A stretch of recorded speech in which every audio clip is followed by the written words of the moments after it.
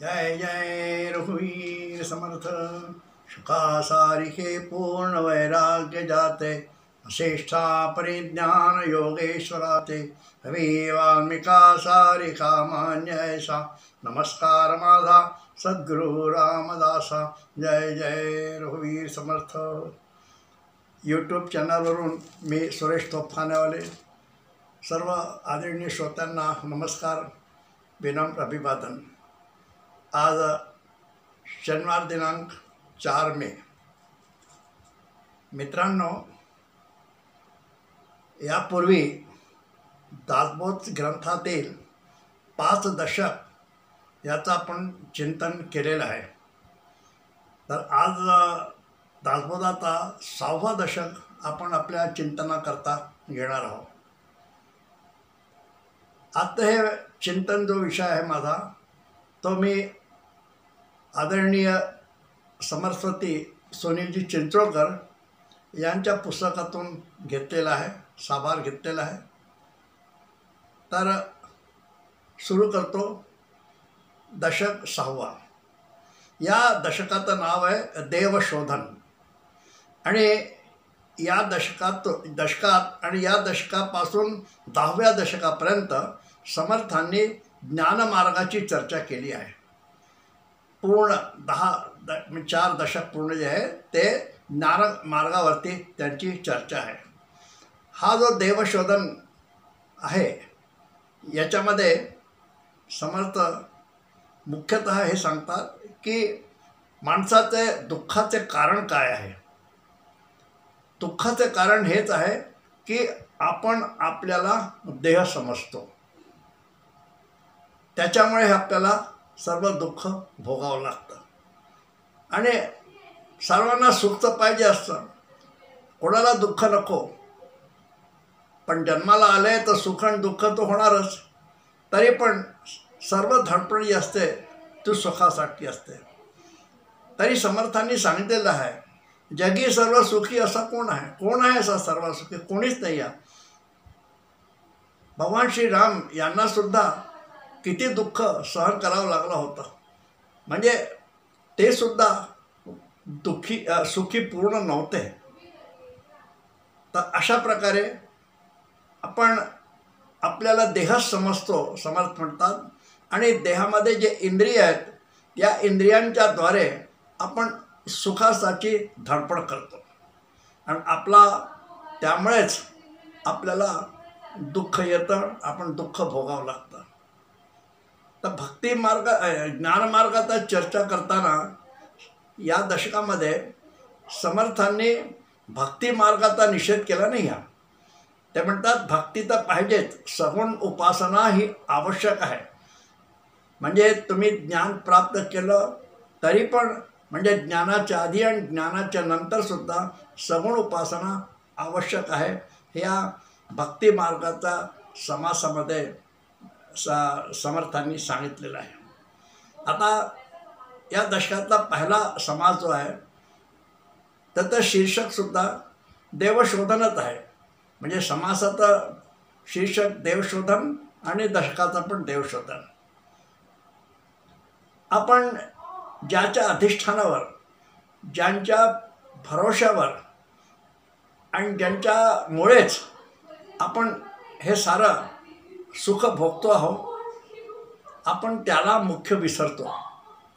आणि त्याला विसरल्यामुळे आपल्याला दुःख भोगावं लागतं। म्हणजे आपण आत्मस्वरूप, आपलं जे आत्मस्वरूप आहे ते आपण विसरून जातो। आपण आत्मचिंतन करत नाही आणि फक्त सुखाच्या धडपडीच्या मागे लागतो, म्हणून आपल्याला सुख भोगावं लागतं। आपले जे 5 इंद्रिय आहेत, 5 कर्मेंद्रिय आहे, 5 भौतिक शरीर आहे, 5 पंचप्राण आहे, यांच्याद्वारे आपण सुखासाठी धडपड करत असतो। पण हे सगळं काय आहे? पंच इंद्रिय, 5 हे वगैरे सगळे ज्ञानेंद्रिय वगैरे समर्थ म्हणतात हे अतिथी आहेत, पाहुणे आहेत आपले। आणि आपण पाहुण्यांच्या नादी लागतो, या इंद्रियांच्या मागे लागतो सुखाकरता। आणि समर्थ म्हणतात जे यजमान आहेत त्याला आपण विसरतो। यजमान कोण आहे? यजमान आहे भगवान, भगवंत, ईश्वर हा यजमान आहे, त्याला आपण विसरतो। संत कबीरनी या विषयावरच एक दोहा लिहिला आहे. संत कबीर म्हणतात, जिस यार ने नथ दी उसे सुमिरन बार बार, जिस यार ने नथ दी उसे सुमिरन बार बार, जिस यार ने नाक दी उसे भूल गई पार. म्हणजे ज्याने आपल्याला एवढं सुंदर नाक दिलं आहे त्याला आपण विसरतो, आणि ज्यांनी आपल्याला नाकामध्ये नथ घालायला दिली आहे, ज्यांनी नथ दिली आहे त्याचा किती गुणगान करतो, किती प्रत्यक्षमय त्याला विसरत नाही कधी. म्हणून या कबीरनी हा अशा प्रकारे दोहा लिहिला आहे. समर्थ म्हणतात की भगवंताला जो विसरतो तो पापी आहे, आणि जो भगवंताला ओळखतो तो पुण्यात्मा आहे, तो संत आहे. ईश्वरी कार्य करणे म्हणजे पुण्यकर्म करणे, आणि ईश्वरापासून दूर जाणे म्हणजे पाप होय. अशा प्रकारे या पहिल्या समासाचं संक्षिप्त विवरण झालं. दुसरा समास आहे ब्रह्म पावन. पावन म्हणजे पवित्र. ब्रह्म हे पवित्र आहे. आपण ज्ञान प्राप्त करायचं आणि आपण आत्मस्वरूप पाहायचं. आणि ते कशामुळे होणार? समर्थ म्हणतात, सद्गुरूच्या कृपेने, सद्गुरूच्या मुखाने आपण अध्यात्म श्रवण करावं आणि आपलं जीवन जे सुखी करावं, आनंदमय करावं. तिसरा समास आहे मायोद्भव निरूपण. म्हणजे याच्यामध्ये माया कशी निर्माण झाली याचं समर्थाने वर्णन केलं आहे. चौथा समास आहे ब्रह्मनिरूपण. शास्त्रामध्ये आपल्या 4 युग सांगितले आहे. कृतयुग, त्रेतायुग, द्वापरयुग आणि कलियुग. आणि या 4 युगांचे कालमानसुद्धा सांगितलेले आहेत.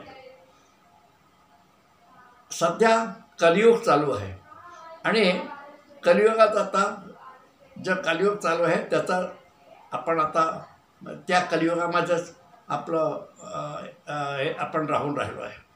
याच्यामध्ये समर्थांनी परब्रह्माचं वर्णन केलेलं आहे, आणि वर्णन करताना ते परब्रह्माची स्थिती असा शब्द वापरतात. म्हणजे परब्रह्म जी आहे ही एक अवस्था आहे, काही वस्तू नाही आहे असं म्हणतात. आणि या समाजाच्या शेवटी समर्थांनी ब्राह्मणांची व्याख्या केली आहे. समर्थ म्हणतात ब्राह्मण जे जातीसूचक नाही आहे, जाती नाही आहे, हे गुणवाचक आहे, गुणांचा गौरव आहे. जिथे ते समर्थांनी ब्राह्मणांचा गौरव केला आहे तिथे ते समजायचं आहे की हा गुणांचा गौरव आहे. ब्राह्मण जातीवाचक नाही असं समर्थ म्हणतात. पाचवा समास आहे माया ब्रह्म निरूपण.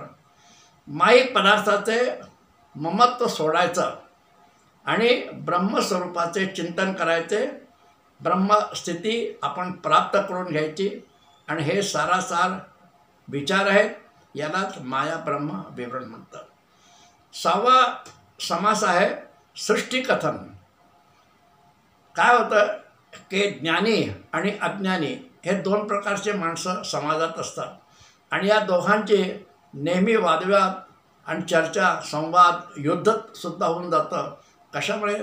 तर्क आणि कुतर्क हे, आणि याच्या वादामुळे खूप नुकसान होतं.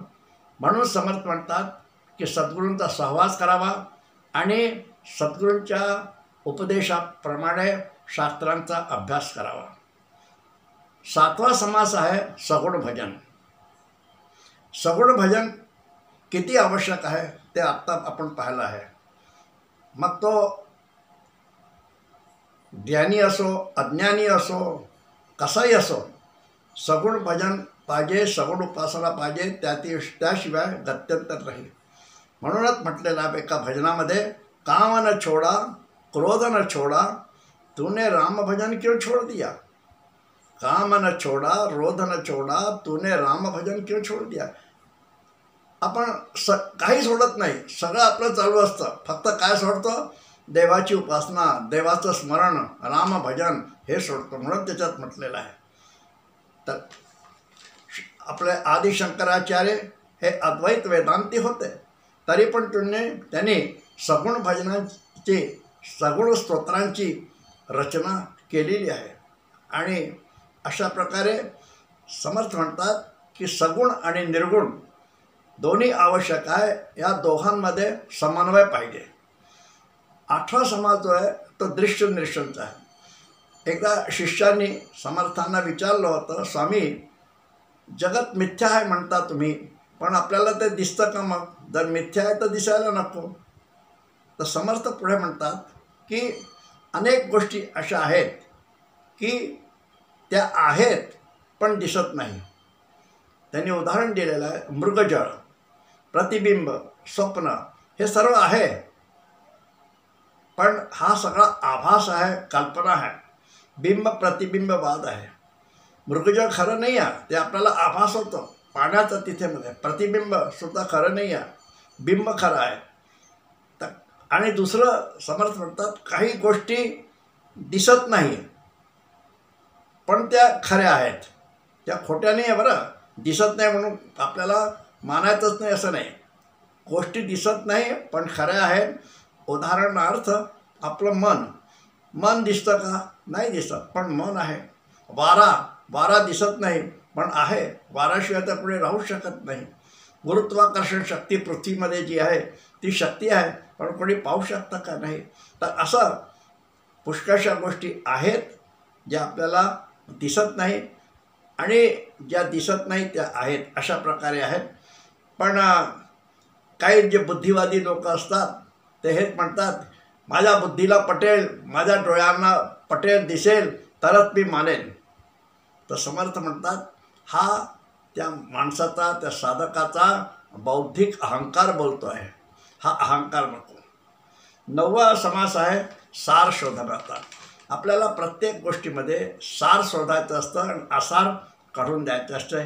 आणि सार आणि आसार शोधण्यासाठी आपल्याला संतांच्या सहवासात राहायला पाहिजे. संतच आपल्याला ही उपदेश देऊन आपल्याला या प्रश्नात सांगू शकतात की सार काय आणि आसार काय.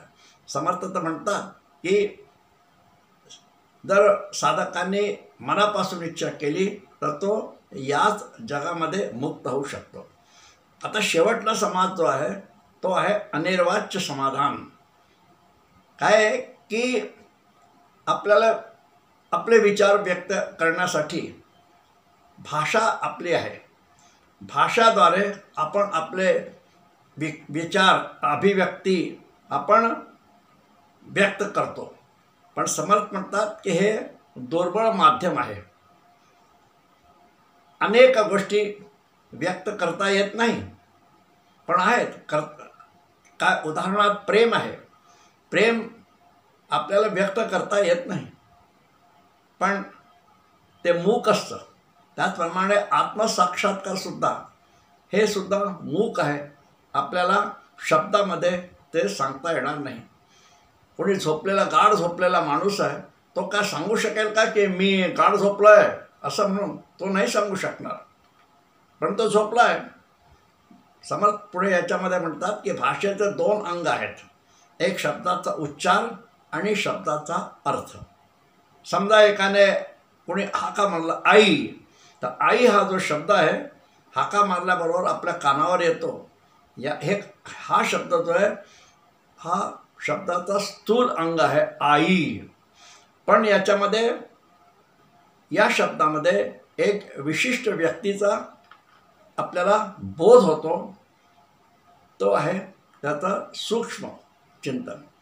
अशा प्रकारे या 10व्या समासाचं अनिर्वाच्य समाधान असा जो शीर्षक आहे त्याचं थोडक्यात आपण चिंतन केलं. आणि हा 6वा जो दशक आहे त्याचं चिंतन करून आज इथे समाप्त करतो. आणि पुन्हा सांगतो की हे चिंतन थोडक्यामध्ये मी माननीय सुनीलजी चिंचोळकर यांच्या पुस्तकातून घेतलेलं आहे. आपल्यास आवडल्यास कृपया कमेंट्स करा, शेअर करा आणि माझ्या चॅनलला अधिकाधिक सबस्क्राईब करा.